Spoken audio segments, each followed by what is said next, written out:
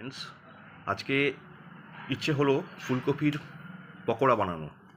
তো তার জন্যই প্রস্তুতি পর্ব একটু দেখিয়ে নিচ্ছি আপনাদেরকে। আগে অনেকগুলো ফুলকপি নেওয়া হয়েছে, তো সেই ফুলকপিগুলোকে ছোট ছোট পিস করে, পকোড়ার উপযুক্ত পিস করে সেগুলোকে কেটে নেওয়া হচ্ছে। তারপরে সেগুলোকে সেদ্ধ করা হবে, হালকা আঁচে সেদ্ধ করে, অল্প করে সেদ্ধ করে। বাকি প্রসেসটা আপনাদের দেখাবো ধীরে ধীরে, আপনারা দেখতে থাকুন।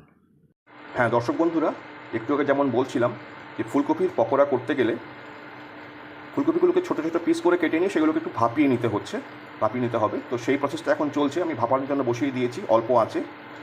এরপরে এটাকে আবার নেক্সট প্রসেসে যাওয়ার জন্য আপনাদেরকে সবাইকে শেয়ার করবো ভিডিওটা। দর্শক বন্ধুরা, আমি যেটা বলছিলাম, ফুলকপির পকোড়ার জন্য প্রধান উপকরণ হচ্ছে বেসন। সেই বেসনটার একটা ব্যাটার তৈরি করা হয়েছে জলে গুলে, এবং এটাতে অ্যাড করা হয়েছে হলুদ, লবণ এবং শুকনো লঙ্কার গুঁড়ো।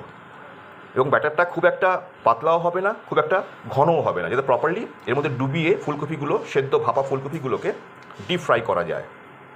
বেসন তৈরি হয়ে গেছে।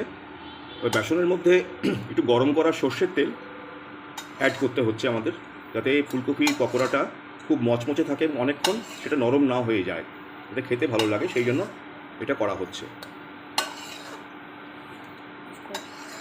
এবার মূল পর্বে আমরা এসে গেছি, ভাজার পর্বে। ফুলকপিগুলোকে বেসনে ভালোভাবে ডুবিয়ে নিয়ে গরম করা তেল গরম হয়ে গেছে, ছাড়া হলো।